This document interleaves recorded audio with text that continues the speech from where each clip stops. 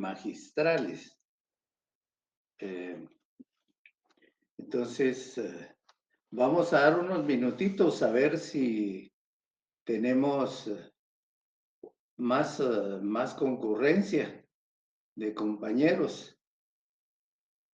¿Qué sabían ustedes? Sobre lo que dijo ahorita. Sí, sí.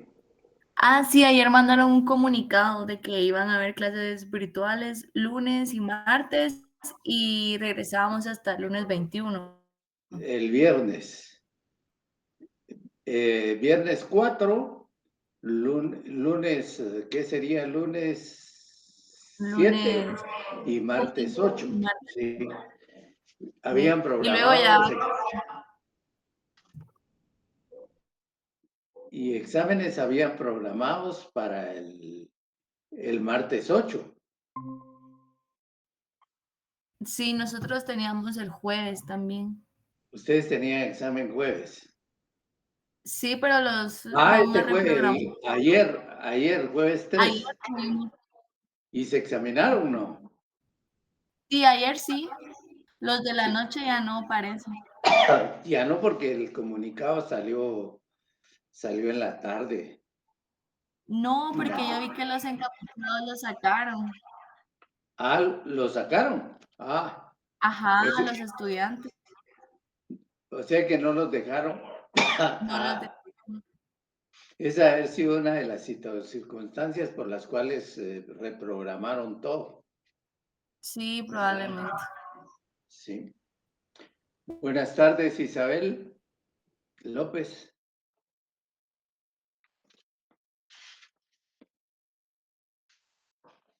Bueno, vamos a ver.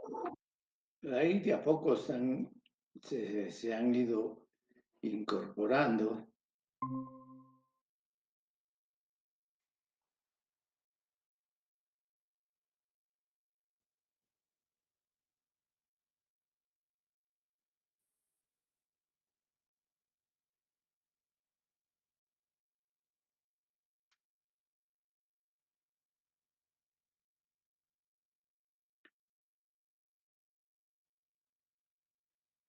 ¿Cuál fue el examen que tuvieron? Filosofía. Sí, filosofía tuvimos ayer. Y la otra Ayer, semana teníamos financiero. financiero. Ah, el Pero martes. ajá, pero lo van a reprogramar. Sí, sí. Sí, porque conmigo tenían el 21, internacional público. A ver qué nueva disposición para cuando lo reprograman.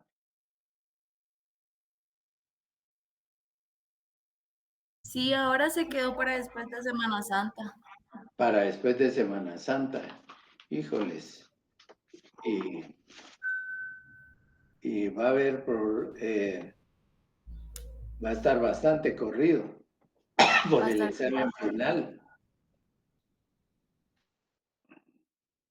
Bueno, a ver cómo nos va.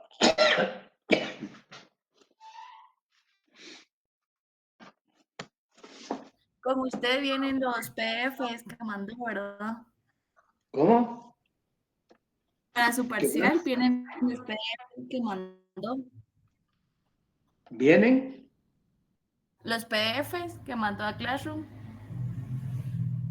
Ah, sí, los derechos de los ¿Cómo tratados, se estaba viendo? los resúmenes que les Los envié. resúmenes. Ujú.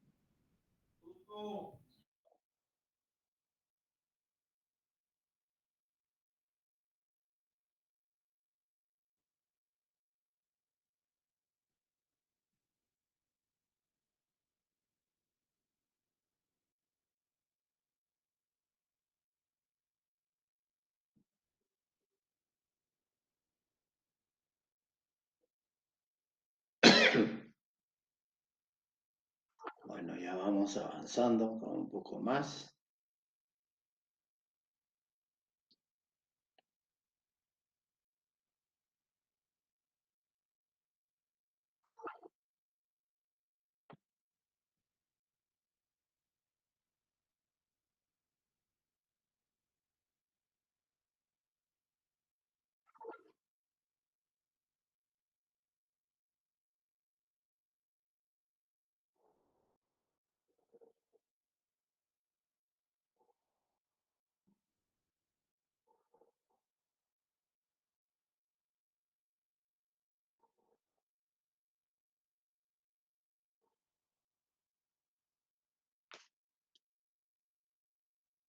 como pues, que fuera goteo, están uno, uno, a uno, a uno.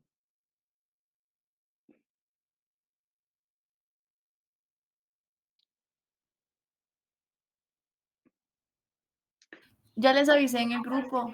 Me imagino que no tardan en conectarse. Ya ahorita empieza la afluencia. Gracias, Cecilia.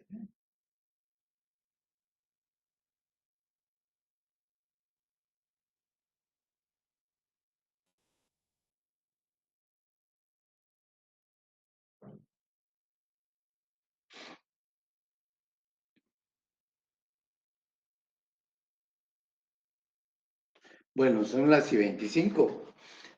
Hay un grupo más o menos importante. Vamos entonces a continuar con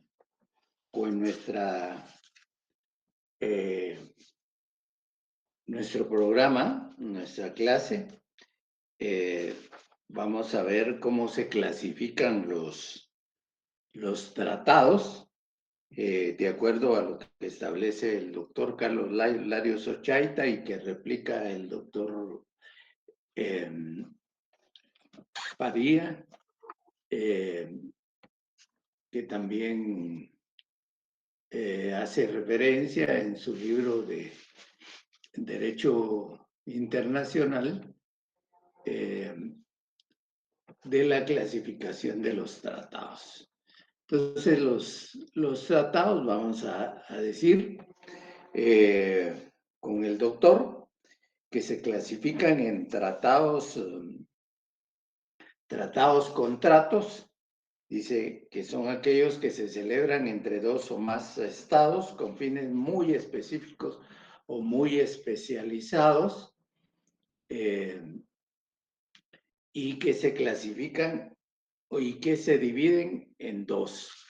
Estos son los tratados ejecutados y los ejecutorios, a los que se llaman también ejecutivos.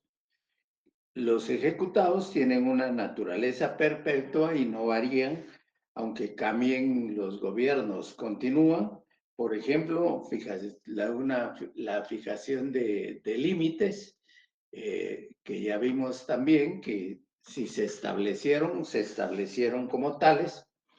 Y los ejecutorios también se llaman sucesivos, les decía, de efectos sucesivos, y estos solamente surten efectos cuando se presentan circunstancias apropiadas.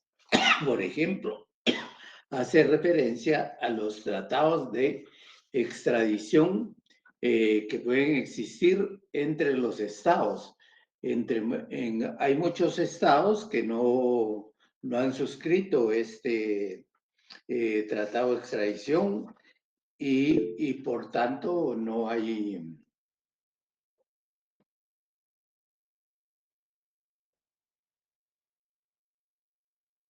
Silvana Papá dice que no hay clase. Sí, hay clase el día de hoy. No, Lee, es que le dije que yo llegué tarde porque pensé que no había. Es que lo que sucedió fue que el día de ayer sacaron un comunicado de decanatura, una disposición de decanatura, en la cual establecía que había clases el día 4 de abril, el día 7 y 8 de abril, que iban a haber clases y que las clases serían virtuales y que los exámenes serían reprogramados. Con anterioridad teníamos ya programados los exámenes, tanto más que ustedes tuvieron ayer uno y el día martes creo que tenían otro que era 8. Entonces, como que ya estábamos dentro de esa dinámica de exámenes. Pero con esta nueva disposición nos toca avanzar y dar la clase correspondiente y a efecto de que ustedes también puedan tener toda esa información, todo ese conocimiento y que se van preparando para el examen parcial que corresponde. Así es Gracias, de Lee. que no se Disculpe, preocupe. ¿en qué página va del libro? Ahorita estamos viendo la clasificación, es en la página 146 del doctor Larios y está también en la página 116 del doctor Carlos Alberto Padilla. Cualquiera de los dos pueden tomar, toda vez que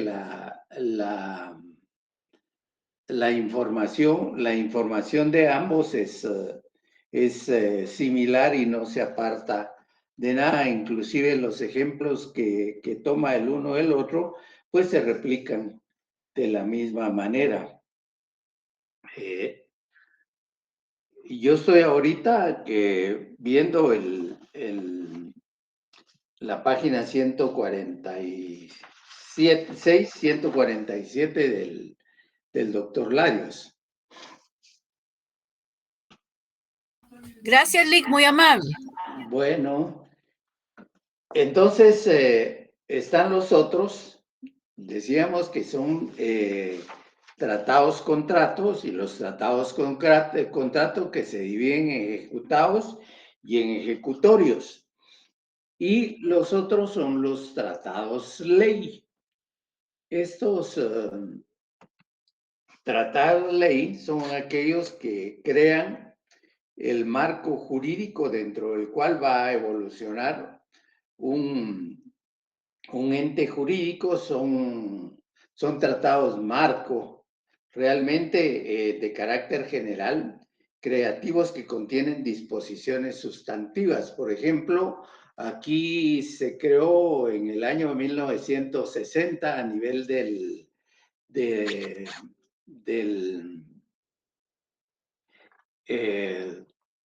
a nivel de lo que ahora es el SICA, pero que en ese momento podríamos hablar de la integración centroamericana. Se creó ese tratado, se creó un tratado marco en 1960-1962 que contenía todas las disposiciones relacionadas a ese proceso de integración centroamericana, y por eso podemos decir que es un tratado ley que fija parámetros dentro de los cuales se va a tratar de desarrollar o dar una dinámica a una situación determinada. En ese caso era todo ese proceso de integración que en ese momento concebían los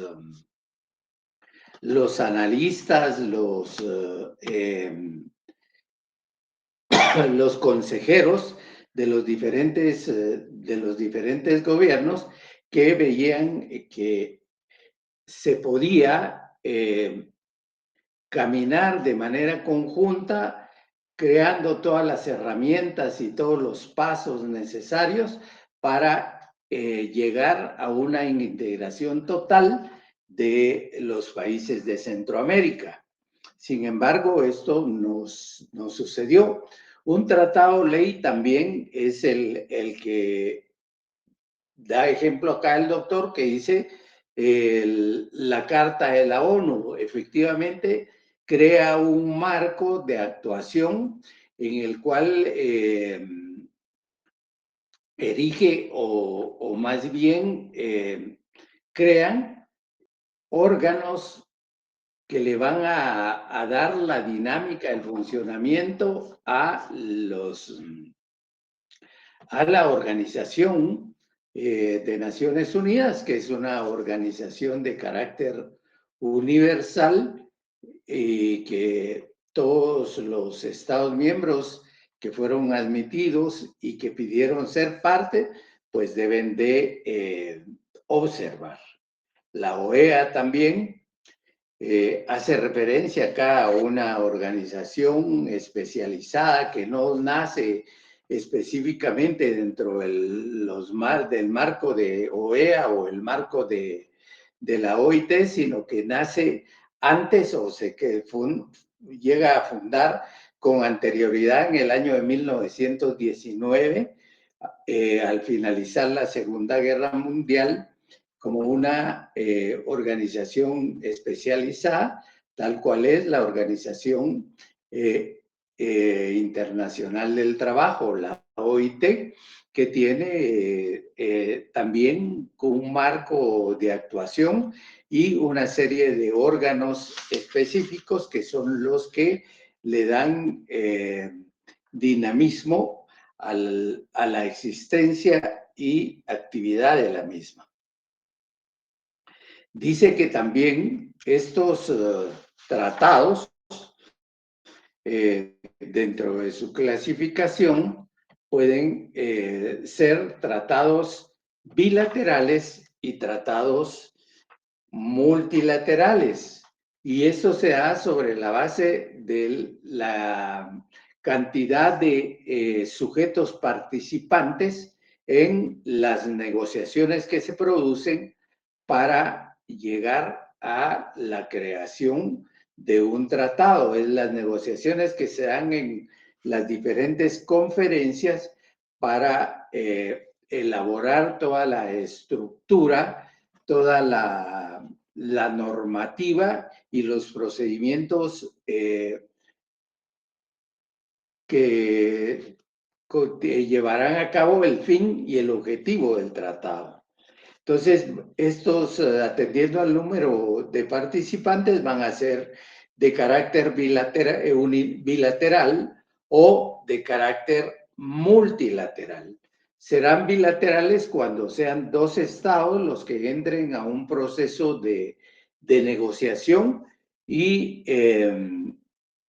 ambos van a crear todo ese marco jurídico necesario para poder poner en vigencia ese tratado que va a surgir como resultado de esa negociación. Por eso son tratados de carácter bilateral que podrán ser de orden comercial, de naturaleza financiera, pueden ser tratados propiamente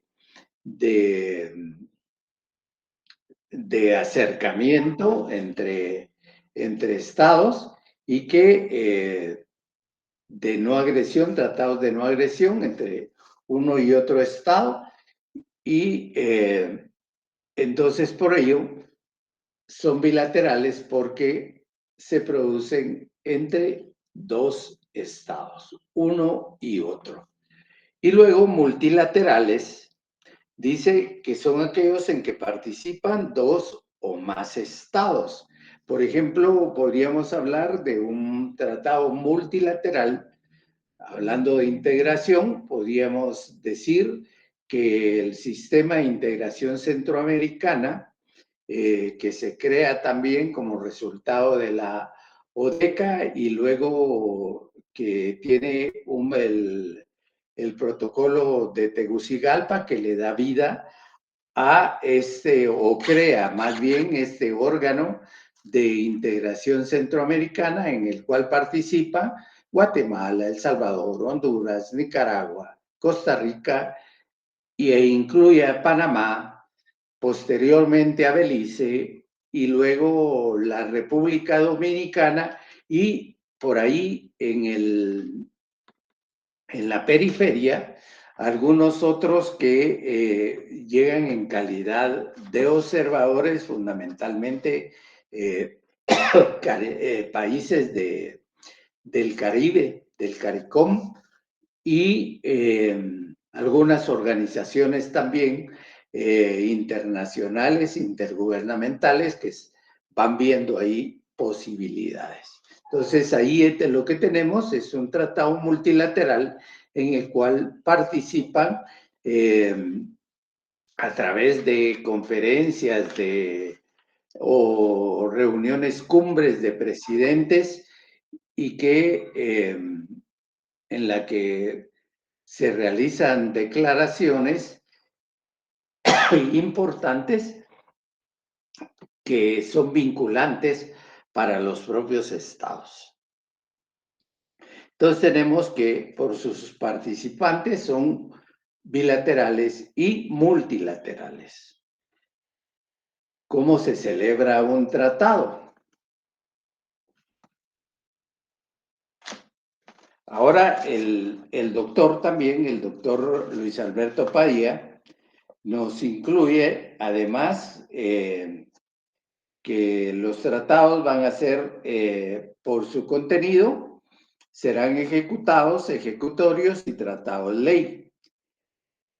Por la cantidad de personas que participan, son bilaterales y multilaterales, y luego nos dice que hay otra clasificación que es la que da por su objeto, y esta clasificación que se produce por el objeto mismo o la pretensión y los elementos teleológicos que se producen en el tratado van a ser de carácter general o especiales. Dice generales como son los grandes pactos de derechos humanos de Naciones Unidas del año 1966, donde encontramos los pactos de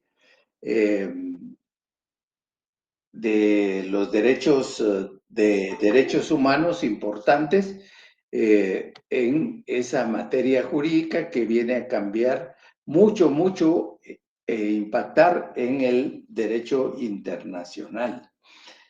Luego tenemos los especiales, que son los que se celebran para asuntos específicos, especiales, que singulares, que van a ver de una determinada materia, como es aquellos que van dirigidos o que se crean para asuntos de carácter financiero, comercial, inclusive para el desarme mismo. ¿Cuál es la forma? ¿Cuál es la estructura? Establecida esta clasificación, pasamos a ver cuál es la estructura, el marco que se diseña, el diseño de un proyecto de pacto o de tratado internacional. Y entonces el doctor Larios nos indica que los tratados son instrumentos solemnes, tanto por su contenido como por las partes que intervienen en ellos, y porque además deben de ser registrados. Vimos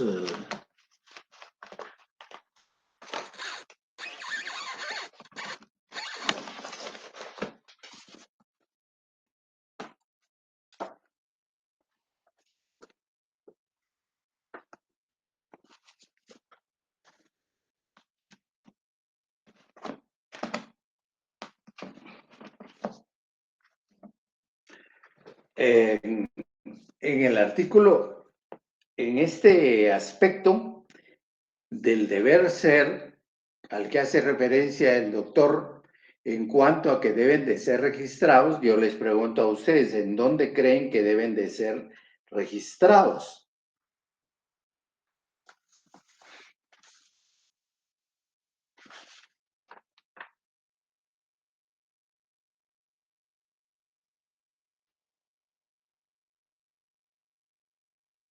Correcto. Muy bien. Todos tienen razón. Van a ser registrados en la Secretaría de las Naciones Unidas. El secretario general llevará un registro e inscripción de todos los tratados que se celebren, de todos los tratados que por escrito se celebren entre estados. Esto con una finalidad, para que cuando estos tratados, cualquiera de los estados invoque la existencia de uno de esos estados, los mismos han sido públicos, han cobrado ese elemento de publicidad y de conocimiento para los demás, y que como resultado de ello sí puede o sí se le adjudica a ambos se les adjudica la facultad de poder invocarlos en el caso de que exista una diferencia, en el caso de que existan malas interpretaciones. Entonces, hace referencia el doctor de ese deber de los estados de ser admitidos, de ser registrados por la Secretaría General de Naciones Unidas. Apúntenlo como lo establece en el artículo 102 de la Carta de Naciones Unidas. Indica el doctor que previamente al conocimiento o entrar a analizar lo que es un tratado, se produce un proceso de negociación. Le voy a dar la palabra ahí a Pablo René Barrios Carrero. Licenciado, ¿qué tal? Buenas tardes, con una consulta. Dijo que era la Secretaría General de las Naciones Unidas, ¿verdad? En el artículo 102 o Sí, 104. 102, Carta de Naciones Unidas. Muchas gracias, licenciado. Bueno. Entonces, ¿cómo se inicia un tratado? A través de una celebración. Contiene, dice el doctor, una fase de negociaciones, que es la etapa durante la cual se discute el contenido y la forma. Contenido y forma. La forma es el marco, es la estructura dentro de la cual cabe el fondo, el contenido medular, sustancial, de la esencia de ese tratado, que llevará un nombre y que tendrá un título, que tendrá una denominación. Entonces, dentro de ese proceso de negociación, estas negociaciones las podrán hacer de manera pública, con el conocimiento de personas presenciando en las discusiones y los análisis, o de forma privada, cerrada, si así lo estiman necesario. Dice que las públicas se producen generalmente cuando son tratados multilaterales y al interior de las conferencias internacionales diplomáticas, y la privada generalmente suele ser entre dos estados, con lo que decimos en aquellas negociaciones bilaterales, un estado y el otro que entran a negociar. Entonces es eso la primera fase de negociación, y luego viene ya en esa fase de negociación también surge lo que es la estructuración misma de este tratado, y se establece una forma, se establece una estructura dentro de la cual va a caber un estado. Y dentro de esa estructura de un tratado vamos a tener la forma del tratado, que contiene 3 partes a saber, dice el doctor.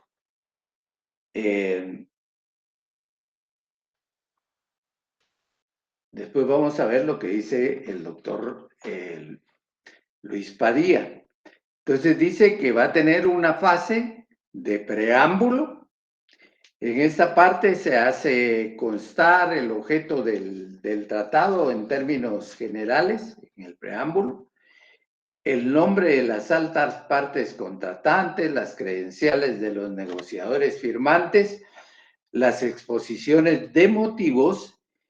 En esta parte se hace constar los plenos poderes en la medida en que se está acreditando y se está haciendo saber la participación de las altas partes y el nombre de las mismas. Entonces, en esa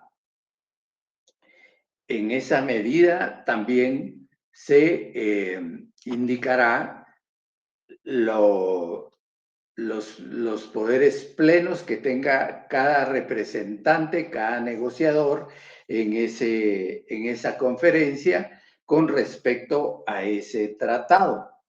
Dice,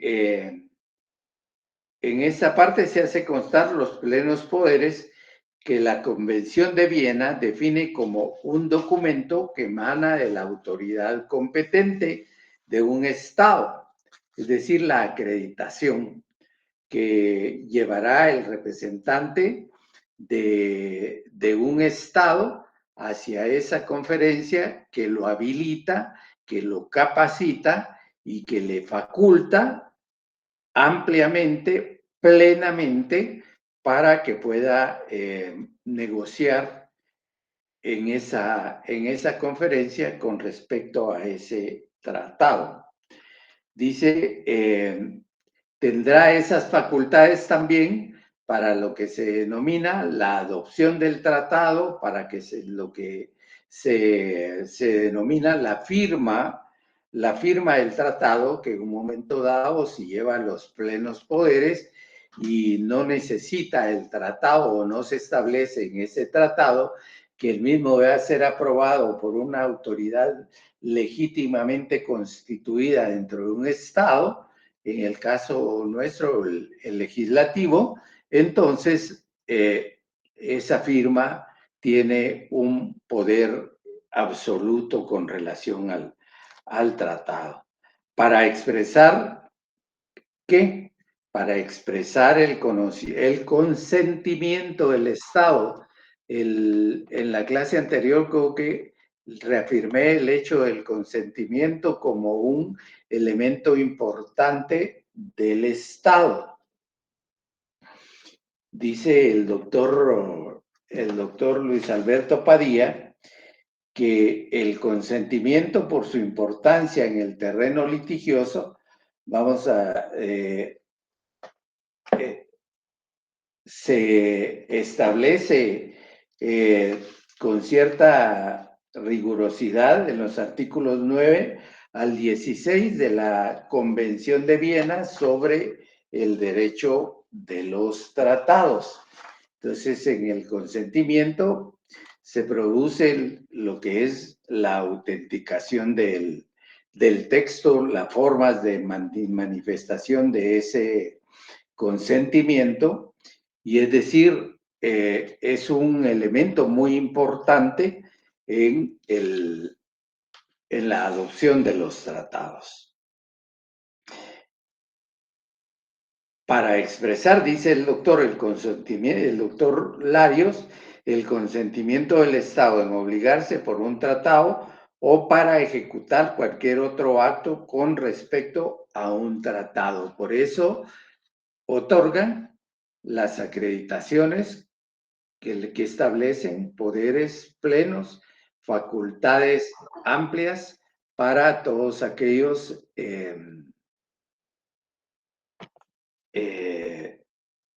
representantes de plenipotenciarios de un Estado dentro de una conferencia determinada.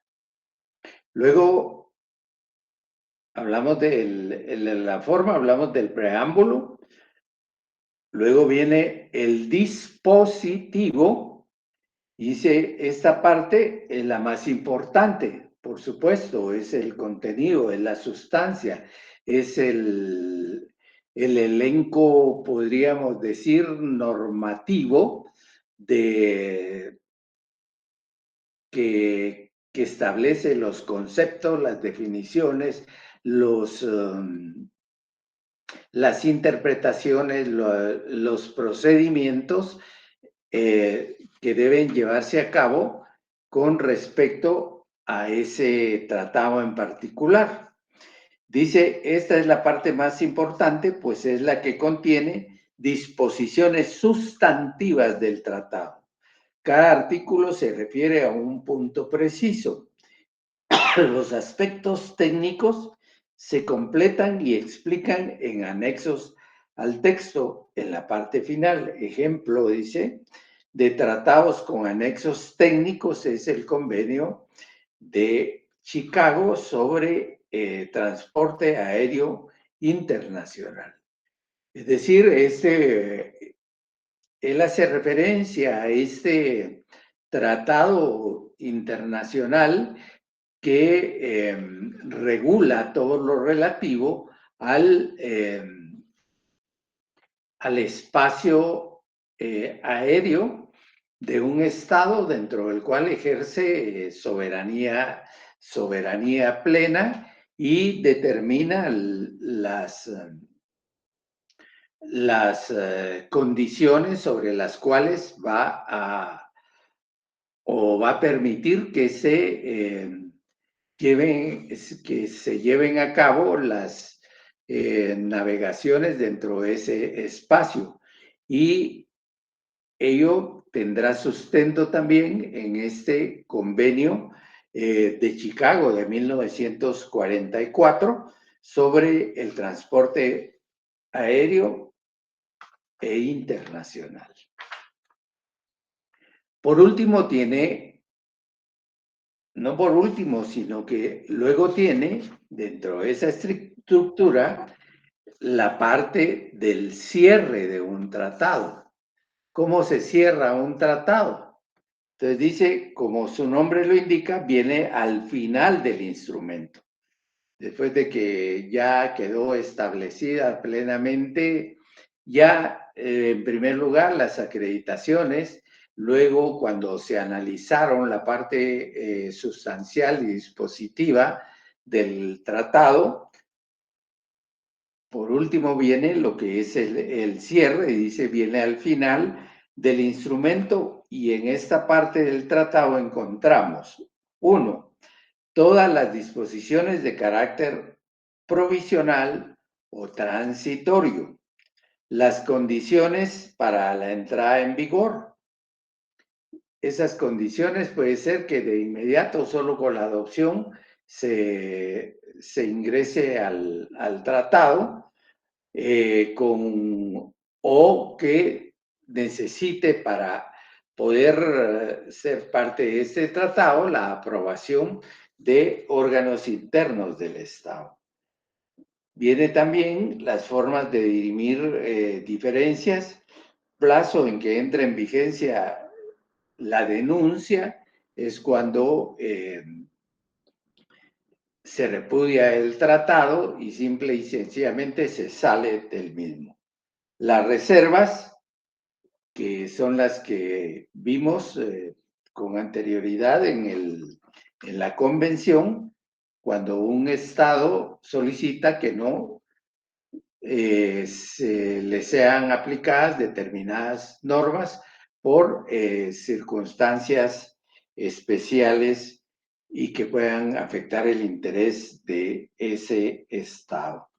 La forma de interpretación, que ya la vamos a ver, y el depositario, donde se hace el depósito del tratado, será en la Secretaría, en donde se registra, y la vigencia del mismo, que será simple o calificada. Posteriormente tenemos la suscripción, ya viene la etapa de la firma del tratado. Dice el doctor, se materializa con las firmas, la que naturalmente pone fin a la negociación. Es decir, todos de acuerdo, llegamos, firmamos el tratado con las condiciones en las que el mismo se establecen en su parte de cierre, en el contenido del mismo. Esta firma puede tener diversas repercusiones. Dice que no crea obligación inmediata debido a que de una parte, la mayoría de los tratados no son firmados, mucho menos negociados por el jefe de Estado. Y de otra parte, en la mayoría de los estados, menos que se trate de un gobierno de facto. Existe otro órgano, dice, encargado de la ratificación. En nuestro medio es como este órgano es el Congreso o el Parlamento. Hoy en día siempre se firma al referéndum, es decir, firmamos, pero previamente con esta firma no significa la adopción propia sino que se requiere aún un análisis interno de esta firma por parte de los órganos del Estado. La firma dice como manifestación, es una manifestación del consentimiento, conlleva la obligación de someter al órgano competente la ratificación del tratado. A veces dice, este órgano competente no ratifica por razones de orden político o de orden interno. Entonces queda ahí en lo que se denomina en stand-by. Regresemos a nuestra Convención de Viena, al artículo segundo, a la literal inciso D, literal D, en la que determina que se entiende por reserva, dice, una declaración unilateral, es decir, de una de las partes, es unilateral, cualquiera que sea su enunciado o denominación, hecha por un Estado al firmar, al ratificar, aceptar o aprobar un tratado o al adherirse a él, con objeto de excluir o modificar los efectos jurídicos de ciertas disposiciones del tratado en su aplicación en ese Estado. Dice el doctor en la página 150 que la Convención de Viena describe la reserva y enuncia lo que ya leímos, y dice que la reserva es usual en los tratados multilaterales, en el sentido que ciertas disposiciones bien identificadas no obligan a quien manifiesta.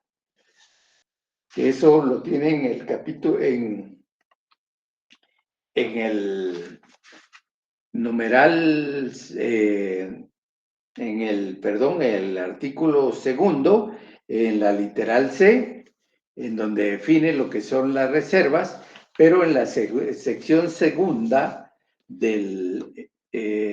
relacionada a las reservas, a partir del artículo 19 al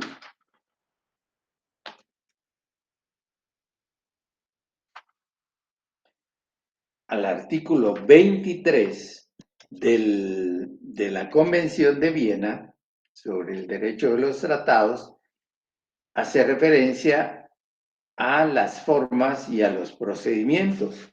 Nos indica que es en el artículo 19, que es una formulación de reservas.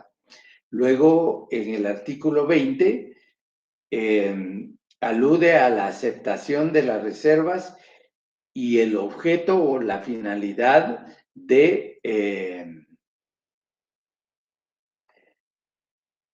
las reservas y sus objeciones también por parte de los estados tratantes. ¿Qué efectos? En el artículo 21 nos enuncia los efectos jurídicos de las reservas y de las objeciones a las mismas planteadas por los estados negociantes o los estados participantes dentro de la misma.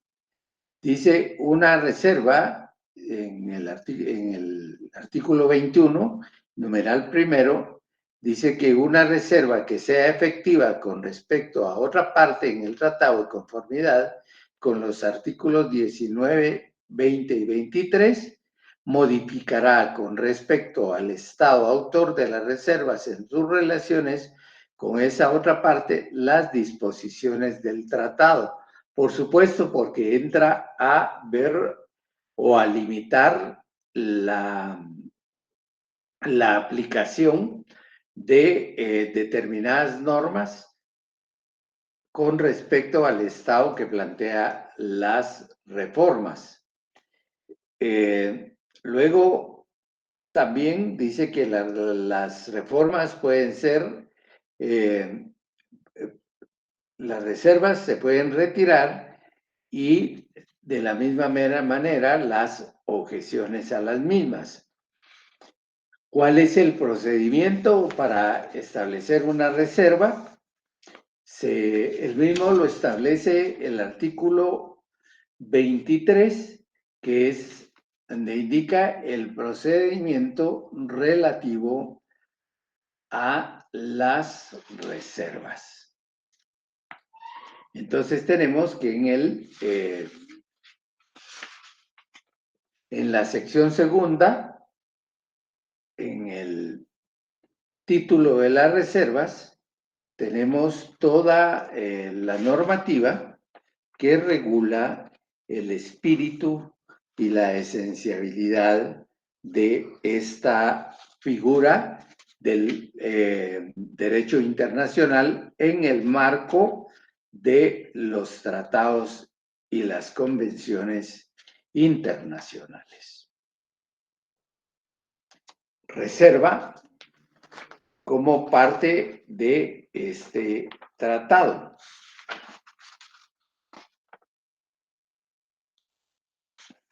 Vamos a ver la parte de una figura importante que se refiere al depósito. Dice que se da en el caso de los tratados multilaterales y el tratado se deposita en un gobierno. En un gobierno sería largo avisar a cada estado parte la ratificación y es el aviso, ese es el depósito, es el aviso que se da ante un órgano competente previamente fijado en el tratado mismo de que la ratificación se ha consumado por el órgano estatal competente. Puede ser la ONU o, dependiendo del hemisferio, será la OEA. Tanto el canje como el depósito son importantes para que entre en vigor el tratado. Luego hace referencia al registro. Dice que es la constancia que existe en un organismo, de que una determinada parte ha adquirido derechos y obligaciones en una determinada parte del tratado o contrato. En la actualidad, la mayoría de los tratados se registran en la ONU y el efecto del registro es la obligatoriedad frente a terceros. Dice, esto está previsto en el artículo 102 de la Carta de Naciones Unidas, que prescribe, artículo 102, uno dice, todo tratado y todo acuerdo internacional concertado por cualesquiera miembros de Naciones Unidas, después de entrar en vigor esta carta, serán registrados en la Secretaría y publicados por esta a la mayor brevedad posible. Ninguna de las partes en un tratado o acuerdo internacional que no haya sido registrado conforme a las disposiciones del párrafo 1 de este artículo podrá invocar dicho tratado o acuerdo ante el órgano de Naciones Unidas. En caso de controversia, si no lo registró, si no lo depositó, entonces no tiene facultades para invocar la aplicación del tratado. Luego tenemos otra figura que es importante, que es la adhesión que se produce cuando no han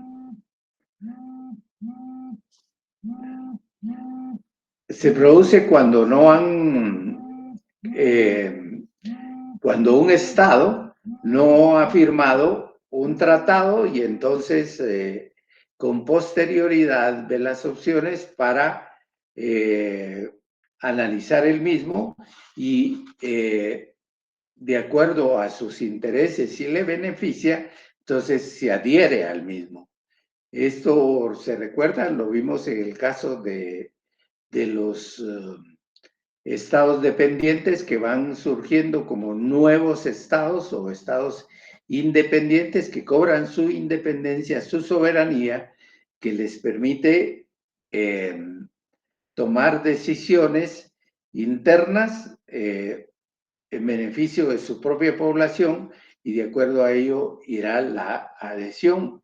Dice el doctor que la adhesión se da cuando un Estado que no ha firmado originalmente y que no fue parte fundadora desee devenir parte. Si adhiere en los tratados multilaterales, se deja siempre una cláusula que indica la forma de adhesión.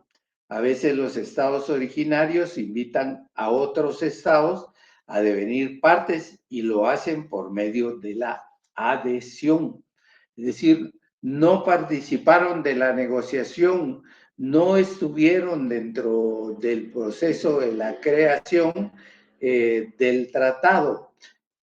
Como consecuencia no son fundadores de esa herramienta dispositiva internacional y entonces el procedimiento para ser parte de la misma se da por medio de la adhesión.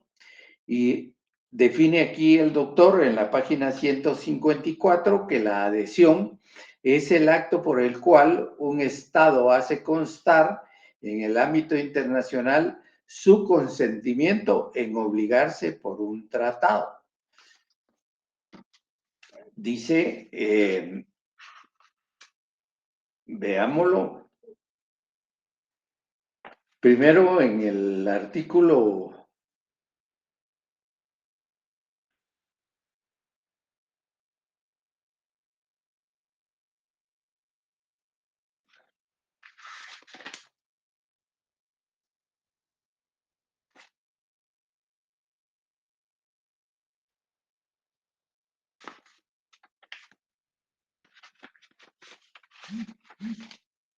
un instante.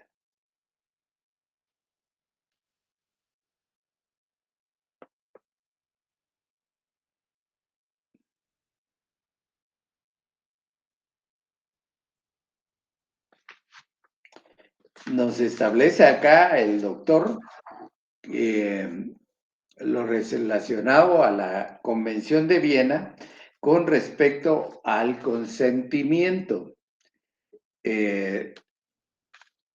Al consentimiento que se da en esa figura o dentro del marco de la figura de la adhesión cuando un Estado pide ser parte de ese tratado.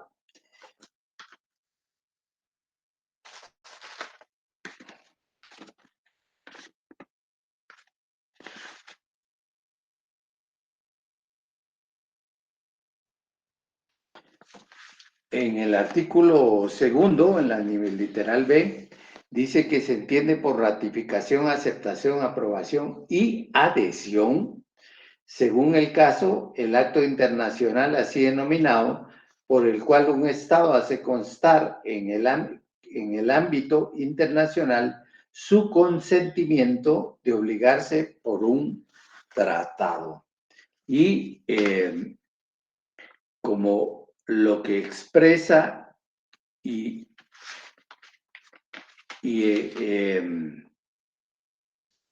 pone en movimiento es el consentimiento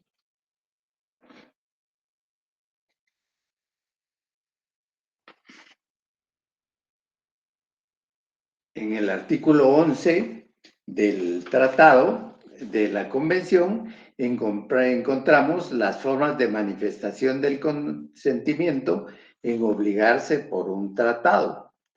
Y dice, el consentimiento de un Estado en obligarse por un tratado puede manifestarse mediante la firma, mediante el canje de instrumentos que constituyan un tratado, mediante la ratificación, la aceptación, la aprobación o la adhesión, o en cualquier otra forma que se hubiere convenido.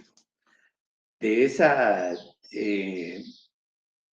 esas formas es que se expresará y se hará efectiva una manifestación del consentimiento. Dice que el consentimiento en obligarse por un tratado manifestado mediante la firma, dice, el consentimiento de un Estado en obligarse por un tratado se manifiesta mediante la firma de su representante. También está el consentimiento en obligarse por un tratado manifestado mediante el canje de instrumentos que constituye el tratado. Está el consentimiento en obligarse por un tratado manifestado mediante la adhesión, que es lo que vimos acá, y nos indica el artículo 5º que el consentimiento de un Estado en obligarse por un tratado se manifiesta mediante la adhesión, o literal A, cuando el tratado disponga que ese Estado puede manifestar tal consentimiento mediante la adhesión, lo va a establecer el tratado. Y cuando conste de otro modo que los Estados negociados han convenido que ese Estado puede manifestar tal consentimiento mediante la adhesión. Y cuando todas las partes hayan consentido ulteriormente que ese Estado puede manifestar tal consentimiento mediante adhesión. Entonces, luego de eso tenemos lo que son las garantías. ¿Qué entendemos por las garantías? Dice que antes se pedían las garantías de que los estados iban a cumplir, especialmente en los tratados bilaterales. En la actualidad, esa práctica ya casi no se utiliza y se aplica solamente en el caso de estados beligerantes que ponen fin a una guerra. Es costumbre que la ONU, a través de su fuerza de paz, garantice el cumplimiento. Luego viene otra figura que es importante porque en la aplicación del ordenamiento ese jurídico contenido en el tratado, ordenamiento jurídico internacional o herramienta jurídica internacional establecida como convención o como tratado, suele suceder que algunos estados miembros pretendan darle una interpretación distinta al contenido de la misma. Y entonces, en el artículo 31 de la misma convención, nos refiere a quién compete dar o interpretar el contenido del tratado. Y en la sección tercera, cuyo título es Interpretación de los Tratados, está la regla general de interpretación. Dice, un tratado deberá interpretarse de buena fe. Hay un principio ahí fundamental de carácter consuetudinario y luego codificado, que indica que conforme el sentido al corriente que haya de atribuirse a los términos del tratado, en el contexto de estos y teniendo en cuenta su objeto y su fin. Para los efectos de interpretación de un tratado, el contexto comprenderá, además del texto, incluido su preámbulo y sus anexos. Habrá que acudir a cada uno de ellos para entender o interpretar de mejor forma el contenido o la esencia de la norma en diferencia.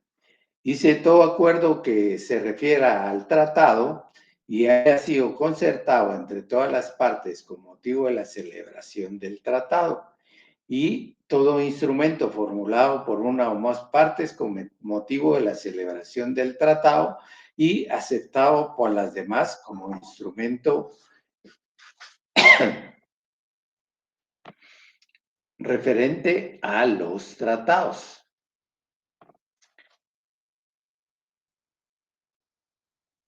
Dice que a la par del contexto habrá de tenerse en cuenta todo acuerdo posterior, toda práctica ulteriormente seguida en la aplicación del tratado y toda forma pertinente de derecho internacional aplicable en las relaciones entre las partes. Se dará a un término un sentido especial si consta que tal fue la intención de las partes. Medios de interpretación complementarios, eso es importante. Uno, se podrá acudir a medios de interpretación complementarios, en particular a los trabajos preparatorios, a los borradores del tratado y a las circunstancias de su celebración que motivó, para confirmar el sentido resultante de la aplicación del artículo 31, para determinar el sentido cuando la interpretación dada de conformidad con el artículo 31 deje ambiguo u oscuro el sentido y conduzca a un resultado manifiestamente absurdo e irrazonable cuando se le quiere dar una interpretación fuera del contexto y del texto en su conjunto. Deben de ser autenticados en 2 o más idiomas, y la enmienda de un tratado, pues el tratado puede ser enmendado por acuerdo entre las partes y se aplicará a tal acuerdo las normas enunciadas en la parte 2 de ese tratado. Entonces,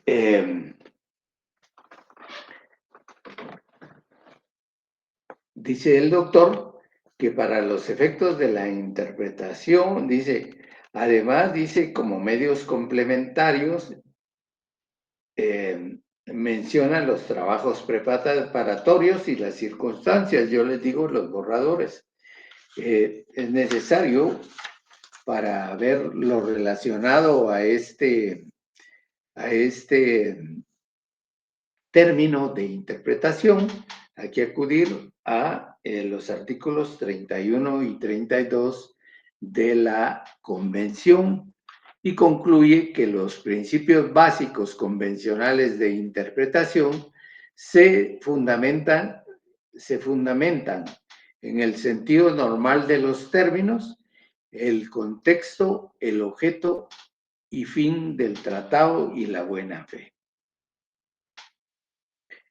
Puede darse una interpretación desde 3 vertientes: una auténtica, otra que será judicial y otra interpretación unilateral.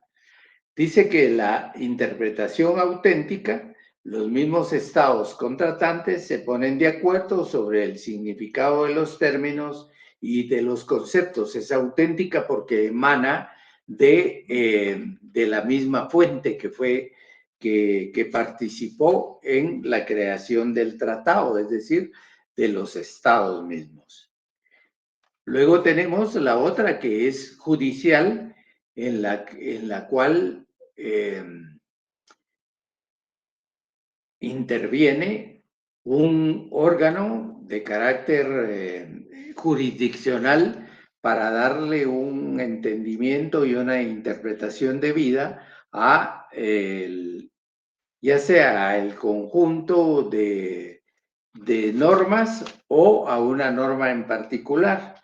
Y dice, un tribunal es en la interpretación judicial, un tribunal interpreta el tratado aplicando normas de interpretación universalmente aceptadas. Para que sean obligatorias, debe proceder la manifestación expresa de acatar el fallo, es decir, que los estados que someten a un órgano jurisdiccional el conocimiento para la decisión a través de un fallo judicial de la interpretación del tratado, deben de someter también someterse a la voluntad del tribunal y acatar sus fallos. La interpretación unilateral es hecha por un órgano de uno de los estados, es conflictiva la mayor parte de las veces. Pues sí, será conflictiva porque cada quien tendrá su punto de vista, cada quien expresará un criterio, cada quien hará un enfoque, ya sea doctrinario, jurídico, de la visión que tenga en cuanto a cómo debe de aplicarse una norma en concreto, y entonces entra en un conflicto y para los efectos entonces tendrán que ir a solicitar la intervención de un órgano judicial para que les dé el sentido y el espíritu de ser del tratado. Regularmente es la Corte Internacional de Justicia la que realiza ese tipo de interpretaciones. ¿Cómo se termina y cómo se extingue un tratado? Doctrinaria y consuetudinariamente, dice, los tratados pueden extinguirse porque se cumplió el tiempo para la vigencia de los mismos, porque los mismos tenían una condición para que se tenía que realizar y esta se llevó a cabo. Por ejecución también del objeto ya se cumplió con los fines del tratado. Por denuncia significa que uno de los tratados pide la separación y la no aplicación ya de ese tratado y que por eso solicita su separación del mismo. Y entonces se lleva a cabo todo un procedimiento para que esta denuncia cobre efectos y que ya no le sea aplicable a ese estado, que ya no será parte de él mismo. Porque el estado desapareció, por la guerra que se produzca, porque es imposible cumplir con los fines del tratado, porque ninguno lo cumple y porque cambiaron las circunstancias.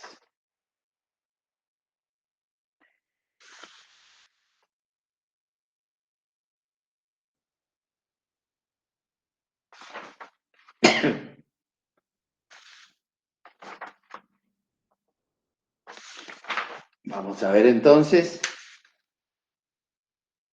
la invalidez de un tratado. Dice, nos preguntamos, ¿es posible que un tratado que ha sido debidamente firmado, negociado, ratificado, pueda calificarse posteriormente de inválido? Y entonces se contesta el mismo autor que si es posible, si se dan las situaciones siguientes para que se produzca esa circunstancia. Podrá ser declarado inválido por haber violado disposiciones del derecho interno constitucional.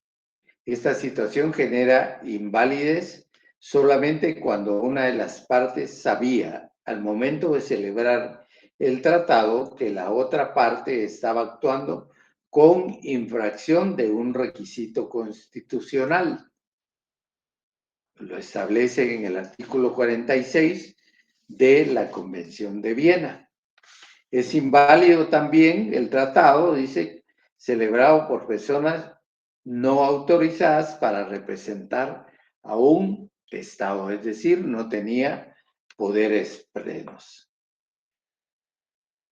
Dice, inválido el tratado cuando se ha restringido especialmente los poderes para manifestar el consentimiento. La persona representante no tiene o tiene poderes limitados para poder actuar. Cuando se produzca un error, esos son vicios en el consentimiento, ¿va? El error, el dolo, la coacción, la amenaza, dice. El error genera invalidez de conformidad con el artículo 48 de la Convención. El dolo si un Estado ha sido inducido a celebrar un tratado por la conducta fraudulenta de otro.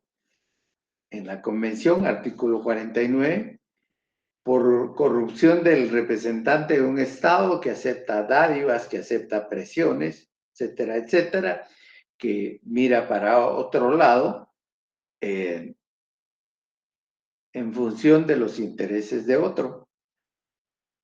Cuando se produce la coacción sobre el representante de un Estado y cuando hay coacción sobre un Estado por la amenaza o el uso de la fuerza. ¿Cuáles son las consecuencias? Dice, en los casos previstos en los artículos 8, 51 a 53 del convenio, los tratados son nulos de nulidad absoluta. Y en los casos previstos en el artículo 46, el artículo de Viena, son nulos de nulidad relativa. Y en este caso, además, procede la reclamación de indemnización o alguna otra forma de reparación. Bueno, con esto concluimos el capítulo o el tema relacionado a los tratados. Y entonces nos vamos a ver el día martes 8, Dios mediante, en donde vamos a entrar a analizar. Este ya no será parte del examen, será parte de un examen final. Lo relacionado al territorio.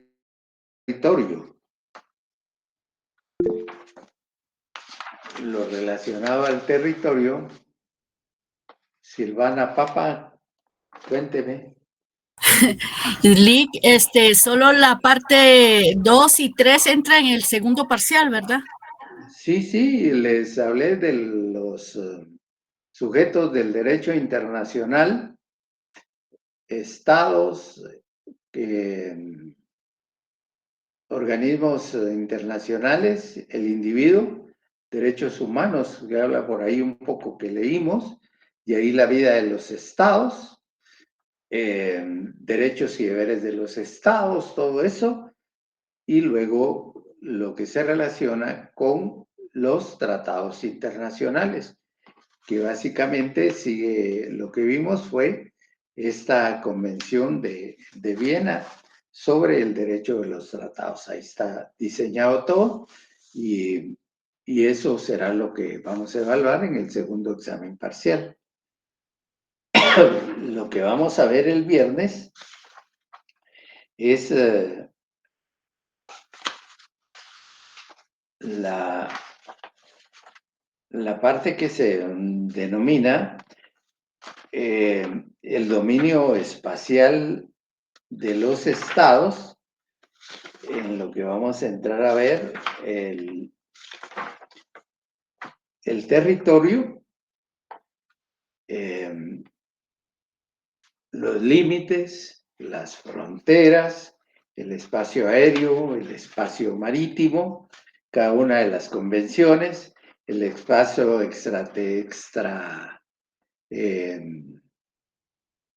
espacial,